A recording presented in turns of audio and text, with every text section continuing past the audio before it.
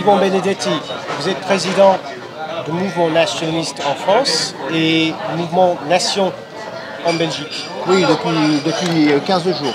Et nous sommes ici à Banja Luka, de la capitale de République Srpska, Srpska Republika. Qu'est-ce que vous a amené ici?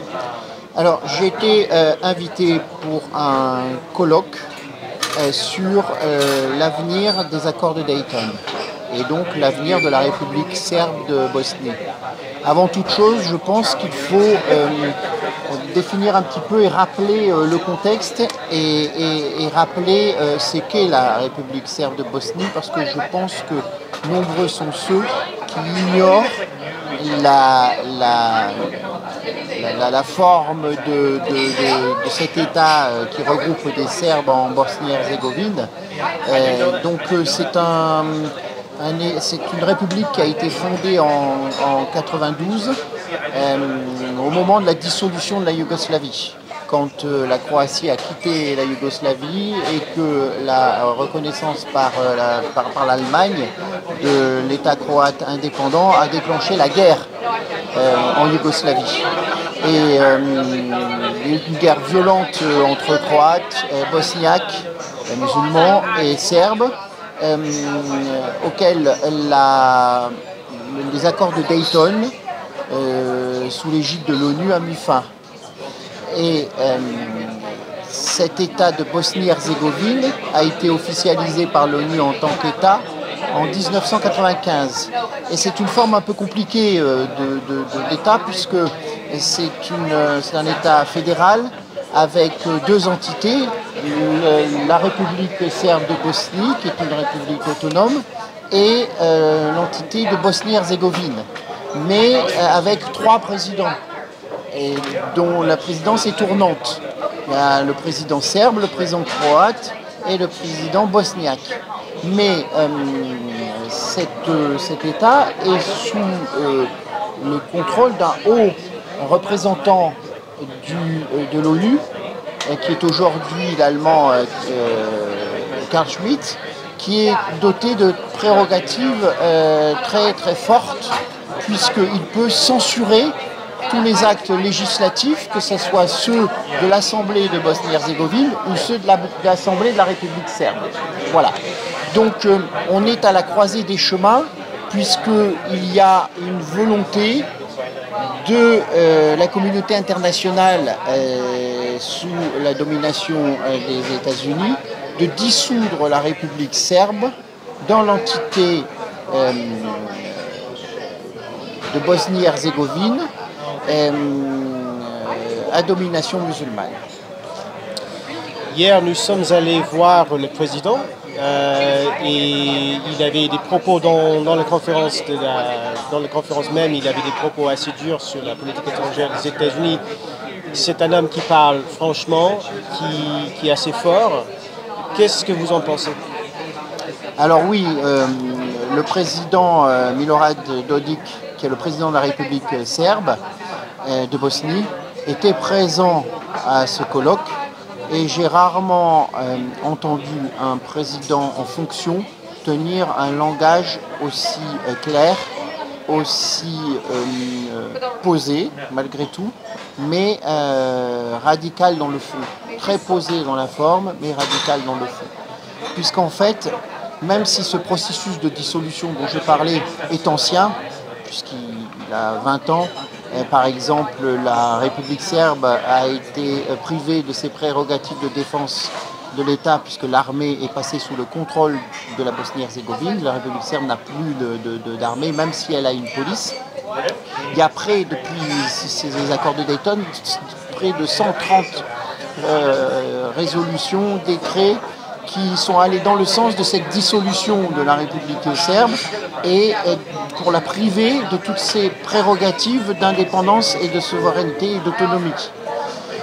Donc aujourd'hui, ce qui est remis en question par les États-Unis et son ambassadeur à Sarajevo, c'est la propriété même des Serbes, puisqu'elle doit passer sous le contrôle toutes les propriétés, que ce soit territoriales, immobilières, des richesses, doit passer sous le contrôle de Sarajevo et de l'entité bosniaque de Bosnie-Herzégovine. Et puis aussi, il y a un problème de défense des droits des Serbes au sein de cette république serbe. Il y a ces droits à la propriété, mais il y a aussi le droit à la justice, puisque la Cour constitutionnelle, qui est l'organe suprême en matière judiciaire de la Bosnie-Herzégovine, est une Cour constitutionnelle qui est sous le contrôle de l'étranger, et notamment des États-Unis et des Britanniques, qui sont en pointe dans ce processus de dissolution. Puisque cette Cour constitutionnelle, les membres sont composés, elle est composée de cette manière. Vous avez 3 membres de bosniaques, 3 membres serbes, 3 membres croates et 3 étrangers. Ce qui fait que les étrangers et les bosniaques musulmans font la majorité dans la Cour constitutionnelle et aujourd'hui cassent toutes les décisions législatives de l'Assemblée de la République serbe. Donc, face à ça, le président serbe est rentré dans une forme de résistance et annule les décrets qui sont émis justement par cette Cour constitutionnelle et par le haut représentant Carl Schmitt, qu'il considère comme non légitime en fait. Donc il y a un bras de fer qui s'est engagé entre la présidence, le gouvernement, l'Assemblée nationale de la République serbe et le gouvernement et les représentants de la Bosnie-Herzégovine qui sont totalement sous la coupe des Américains. Et on en est arrivé à un point où le président de l'Assemblée nationale, la présidente du gouvernement de la République, le président lui-même font l'objet de sanctions parce que vous savez, c'est la forme c'est un peu l'esprit cow-boy et du revolver des États-Unis, c'est-à-dire que quand il y a une politique qui ne correspond pas aux intérêts de l'oligarchie mondiale et de la caste mondiale, eh bien, on tord le droit international, que ce soit les accords de Minsk pour le Donbass, que ce soit les accords de Dayton pour la Bosnie-Herzégovine, pour imposer, avec une forme de diktat, la politique de l'oligarchie mondiale, c'est-à-dire les dissolutions de la famille, imposer le lobby LGBT et imposer aussi une politique migratoire à la Bosnie-Herzégovine, ce que refusent totalement les Serbes de la République de Serbie, qui sont dans une forme traditionnelle de vie et de politique. Hier, à la conférence, le président Dodik il a parlé de la multiplication des mosquées à Sarajevo depuis une vingtaine d'années, l'islamisation progressive du pays. Et il a aussi parlé du fait que l'Union européenne semble être une entité assez morte, dans le sens où il n'y a pas de politique cohérente étrangère et l'Union européenne n'a pas de ressources et on leur propose tout le temps d'adhérer à l'Union européenne alors que l'Union européenne n'a rien à proposer, sauf ce que vous avez mentionné. Les questions d'islam est au cœur du problème ici, vu le contexte des guerres de l'ex-Yougoslavie. Quel est le message pour nous, les Européens de l'Europe de l'Ouest, de ce problème dans l'ex-Yougoslavie, le problème du progrès d'islam? Alors nous, on lie ce problème à celui du Kosovo, puisque ce qui se passe et ce qui s'est passé au Kosovo eh bien, nous interpelle, nous, en tant que Français et en tant qu'Européens, puisque c'est un changement de population qui a permis de voler une terre ancestrale où se trouvent les plus anciens monastères chers aux Serbes, de voler ses terres ancestrales à la mère patrie serbe. Donc ça nous correspond totalement au moment où chez nous, notamment en France, nous avons connu des émeutes violentes de la part de populations qui sont des populations récentes et qui ne peuvent pas s'intégrer à notre modèle de vie et notamment à notre modèle hellénique, catholique et romain, je dirais. Donc c'est un problème qui nous concerne directement. Et on lit justement ce processus de désintégration de la République serbe de Bosnie dans une Bosnie-Herzégovine sous domination musulmane, parce qu'il faut savoir qu'aujourd'hui, à Sarajevo, la capitale de la Bosnie-Herzégovine, les investissements, l'influence, elle vient directement de l'étranger, du Qatar et de la Turquie. Ce qui veut dire qu'il y a un processus d'intégration de la Bosnie-Herzégovine dans l'Union européenne. Et que cette Bosnie-Herzégovine a composante et l'influence et la domination musulmane, notamment wahhabites et des frères musulmans sunnites, voudrait dire que pour la première fois en Europe, nous aurions une reconnaissance d'un État islamique en Europe, ce qui est très grave. Parce que si nous avons des populations musulmanes en Europe et dans les Balkans notamment, depuis de nombreux siècles, et c'est un fait, bien évidemment, c'est autre chose d'avoir un pays islamique en Europe. Et il faut répéter que l'Europe est chrétienne. Donc le combat que l'on a à mener, c'est pour cela que nous sommes allés à la rencontre des Serbes de la République de Bosnie, et notamment nous avons été reçus par son président. C'est un combat premier, c'est un combat très très important. Il y a le combat du Kosovo, qu'il faut rappeler est une terre serbe, et les Serbes du Kosovo sont aujourd'hui, comme les Russes du Donbass, les Palestiniens de l'Europe. Alors si cette question a été prise à bras-le-corps par la Russie de Vladimir Poutine, ce n'est pas le cas. Ce n'est pas le cas pour les Serbes. Il ne faudrait pas que dans cette dislocation de la République serbe qui défend les droits des Serbes dans la Bosnie-Herzégovine, ils deviennent eux aussi ces Palestiniens de l'Europe et connaissent le même sort que les Serbes du Kosovo. Donc c'est un problème qui est très important et qui nous concerne. C'est pour ça que nous ne sommes pas allés là-bas pour faire du tourisme. C'est un combat premier, et surtout que vous connaissez notre position et la feuille de route des nationalistes. Le combat, il est global, total, mondial. Il faut penser global pour agir national. Tout à fait. Il faudrait quand même, je pense, préciser que vous avez dit par exemple que les Serbes sont les Palestiniens de l'Europe, ce qui est vrai, dans le sens d'un peuple abandonné, un peuple qui subit énormément d'attaques venant des puissances occidentales, des puissances de l'Empire, on va dire. Néanmoins, les anti-sionistes pendant la guerre en Yougoslavie étaient du côté des oppresseurs des Serbes, et que l'entité sioniste était au moins officiellement pro-serbe. C'est une précision importante parce que le Balkan, l'ex-Yougoslavie, c'est toujours complexe, les relations internationales sont complexes, donc, mais néanmoins, les Serbes sont effectivement, on va dire, les Palestiniens d'Europe, dans le sens où c'est un peuple qui est privé de leur souveraineté. Ils sont envahis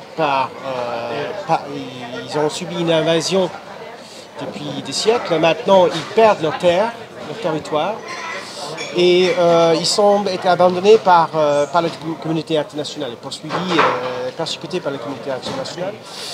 Nous avons discuté sur les tribunaux de Hague, les tribunaux organisés par l'OTAN aux Pays-Bas, dans la Hague, contre Milosevic, président Milosevic, Karadzic et général Mladic. Nous avons très peu d'informations sur ça en Europe. Et quand vous faites une recherche sur Mladic, c'est même impossible de voir la défense. On oublie le fait qu'il avait des avocats, il y a une position de défense, on n'entend rien. Il me semble qu'il y a une diabolisation totale, pas seulement de ces personnages comme Mladic et Karadzic, mais en fait c'est le peuple serbe qui est jugé par nos oppresseurs. Qu'est-ce que vous en pensez de ça? Alors, comme l'ont été aussi les défenseurs des populations croates pendant cette guerre, puisque de nombreux chefs croates ont été condamnés par le TPI, et notamment il y a cet élément important de, je ne sais plus comment s'appelait ce général, ce militaire croate qui s'est, à l'énoncé du verdict du TPI, s'est suicidé en direct à la télévision qui retransmettait le délibéré du jugement. Donc tous ceux qui défendent leur peuple, tous ceux qui défendent les intérêts de leur peuple et dont ces intérêts ne sont pas conformes à ceux de l'oligarchie mondiale, notamment des États-Unis, eh bien, doivent être condamnés et éradiqués. On a bien vu notamment les dernières inculpations du TPI, malgré le génocide ethnique qui existe en Palestine, malgré le terrorisme d'État de l'entité sioniste depuis des années, aucun chef de gouvernement, et notamment Sharon qui était responsable de grands massacres au Liban, n'ont été inculpés au TPI. Non plus Netanyahou et toute sa bande de religieux totalement illuminés qui commettent massacre sur massacre, alors que Vladimir Poutine a été inculpé, je vous le rappelle, au TPI, mais en 6 mois, 6 mois de guerre en Ukraine. Donc c'est ce qu'il faut dénoncer. Après, en ce qui concerne Israël et sa politique étrangère, Israël a toujours prend garde d'être dans les deux camps. Donc officiellement, ils ont une position sur un conflit, mais officieusement, ils sont toujours dans les deux camps pour être toujours dans le camp du vainqueur. Et notamment, ils étaient officiellement du côté serbe, parce qu'en face, il y avait les musulmans. Bien évidemment, mais c'est plus complexe que oui, c'est ça. L'immoralité est plus complexe parce que finalement, c'est une question de victimes et des oppresseurs. C'est pas. Il y a tendance dans la politique, on va dire de droite en Europe, la politique de dissidence, de confondre les deux choses, de penser toujours que voilà, c'est les musulmans contre les chrétiens, mais après il y a des gens qui organisent le conflit. Il y a beaucoup de nationalistes qui tombent dans le piège d'un sionisme, d'un soutien à Israël, d'un sionisme débridé, pensant que le problème est islam. Le problème est islam, mais il y a un problème beaucoup plus global qui est finalement le judaïsme politique, qui organise l'immigration de masse d'abord, et puis aussi les guerres de Moyen-Orient, créant des crises migratoires, etc. Pour en finir, on a touché le sujet de la famille, etc. C'était extraordinaire les interventions à la conférence. On a parlé aussi de l'imposition, pas seulement dans le de l'empire transnational, mais un empire transgenre. Cet agenda d'imposer la destruction de la nature humaine. Les Serbes de Republika Srpska sont très forts et sont très clairs là-dessus. Ça ne peut pas être toléré ici et ça ne va pas être imposé. Oui, tout à fait. Ils ont, tout au long de la journée de conférence, dénoncé cette politique LGBT qu'ils refusent totalement, notamment ces notions de parent 1, parent 2, pour eux, qui vont rester une forme traditionnelle de la famille. Qui leur apparaît délirant et à raison, mais ceux qui sont intervenus tout au long de la journée dans le cadre de ce colloque, même si c'était sur les affaires de Dayton, ont insisté, notamment une représentante allemande qui a insisté sur la défense de la famille, le refus de transgenre, refus de cette politique woke que l'on voudrait nous imposer à force. Mais c'est tellement violent, tellement rapide que les réactions sont à la mesure de tremblement que pour les sociétés traditionnelles et pour les pays qui veulent rester ce qu'ils ont toujours été, en accord avec leur tradition, leur identité. y a des réponses qui sont fortes aussi et qui radicalisent les défenseurs de la famille. C'est un aspect important sur lequel ils ont beaucoup insisté et qui est une des raisons pour laquelle la République serbe de Bosnie, ce président, ses instances, refusent les diktats aux représentants Carl Schmitt de l'ONU et refusent les diktats de l'Occident. Pensez un petit peu que, par exemple, l'année dernière, Macron a mis en place un ambassadeur itinérant LGBT. C'est-à-dire c'est un ambassadeur, c'est un homme qui a un rang d'ambassadeur qui se promène de par le monde pour demander aux différents gouvernements de défendre les droits LGBT.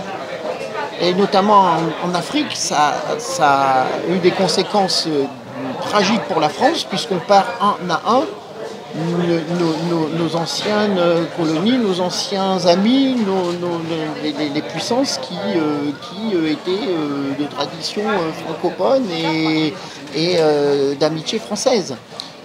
Hier soir, nous avons parlé avec le ministre de la République Srpska des sciences et technologies et il a dit une chose que je trouve très importante. Il a dit que l'Yougoslavie, les Serbes, c'était le seul peuple européen d'avoir résisté à l'Empire américain de l'après-guerre. Je pense que c'est très important aussi. C'est un peuple qui a subi un bombardement des États-Unis et c'est le seul peuple de l'après-guerre qui a résisté à l'Empire américain. D'où l'importance, je pense que pour nous, dans l'Europe de l'Ouest, de se former sur leur histoire, de comprendre les enjeux et d'apporter solidarité et un soutien. Parce que la guerre pourrait revenir, effectivement. Oui, alors nous sommes pour la défense de tous les peuples historiques en Europe, notamment les Croates. Dans cette zone des Balkans, il faudra, une fois qu'on sera débarrassé de l'ogre mondialiste, hégémonique, oligarchique et de cette caste de l'État profond, il faudra organiser une grande conférence pour régler les problèmes territoriaux, parce que les Croates aussi sont réduits aux acquets aujourd'hui, ils sont privés de certains territoires historiques. Mais je dois dire que dans ce conflit contre le mondialisme, les Serbes sont en pointe, parce que c'est un peuple de caractère en fait. Le caractère est attaché à ses traditions spirituelles et à ses traditions culturelles, historiques. Alors il y a un autre peuple qui est aussi en guerre contre les États-Unis, l'OTAN et en résistance, et c'est le Donbass, c'est les Russes du Donbass, et aujourd'hui les Russes de la Russie, quoi. Puisque cette guerre en Ukraine qui a commencé pour un problème territorial, eh bien aujourd'hui a dérivé dans un conflit mondial et que l'enjeu de la guerre en Ukraine est très important. C'est-à-dire que est-ce que l'on reste dans un monde unilatéral sous domination, sur hégémonie de l'ogre yankee, ou est-ce qu'on évolue vers un monde multilatéral où chaque nation peut retrouver et vivre en accord avec son destin et son histoire, et avec un nouvel ordre géopolitique, un nouvel ordre mondial de concorde des nations, puisque nous sommes nationalistes et nous refusons toute entité supranationale qui prive les nations et les peuples de leur possibilité de mener une politique selon les intérêts du bien commun. Hier, en parlant avec le ministre des Sciences et Technologies, il a dit que quand il est allé rencontrer le président Poutine, le président Poutine lui a demandé qu'est-ce qu'on peut faire pour vous. Et il a dit gagner les guerres en Ukraine. Oui. Parce que si les Russes perdent l'Ukraine et la République Srpska est déstabilisée par les États-Unis, ils n'ont pas d'armée. Donc c'est un problème russe. Les Russes vont être obligés d'intervenir. Et donc, si la Russie gagne en Ukraine, je pense que c'est la fin de la puissance américaine de toute façon de l'Europe de l'Est. Ils ne vont pas avoir les moyens vraiment de continuer cette tension, il peut essayer, mais de toute façon, une Russie fortifiée par une victoire décisive en Ukraine, c'est dans l'intérêt de la République serbska et de leur survie. C'est essentiel pour eux. Alors, je vais nuancer un petit peu, si vous me permettez, à propos de l'Ukraine, parce qu'en fait, l'Ukraine, telle qu'elle est aujourd'hui, est un pays artificiel. C'est le résultat d'une création bolchevique, notamment de Lénine et de Staline, et il existe plusieurs Ukraines. Et il y a une Ukraine qui n'est pas russe. L'Ukraine de l'Ouest, la Galicie, de catholiques uniates, elle n'est pas russe. Donc ce qui est en train de se passer, c'est que l'histoire est en train de reprendre ses droits et que la frontière étant toujours, une frontière étant toujours le résultat d'un rapport de force, eh bien cette Ukraine va se diviser et c'est la guerre qui va fixer la nouvelle frontière entre l'Ukraine de Galicie, l'Ukraine uniate, l'Ukraine de l'Ouest, qui a toujours été tournée vers l'Europe, vers l'Ouest, et la Rousse, la terre historique des Russes, puisque la Russie est née à Kiev, en Ukraine, bien avant Moscou. C'est la Russie historique. Voilà, c'est la Russie historique. Voilà, c'est pour ça que je nuançais un peu. Et puis, il faut quand même regretter ce conflit terrible en Ukraine, parce que ce sont toujours, c'est l'oligarchie mondiale c'est pas elle qui mène le combat. Elle fait tuer de bons jeunes ukrainiens, chrétiens blancs. Dans une forme de guerre à la 14-18, quoi. Et ça, il faut le regretter, c'est terrible ce qui se passe, c'est terrible. Tout ça pour les intérêts du monde khazar, de Zelensky, de la mafia qui règne à Kiev, et des États-Unis, enfin des Yankees, avec cette idéologie du judaïsme. L'ambition géopolitique voilà. des États-Unis. C'est ça. Monsieur Benedetti, merci beaucoup pour cet entretien. Je vous en prie. À bientôt.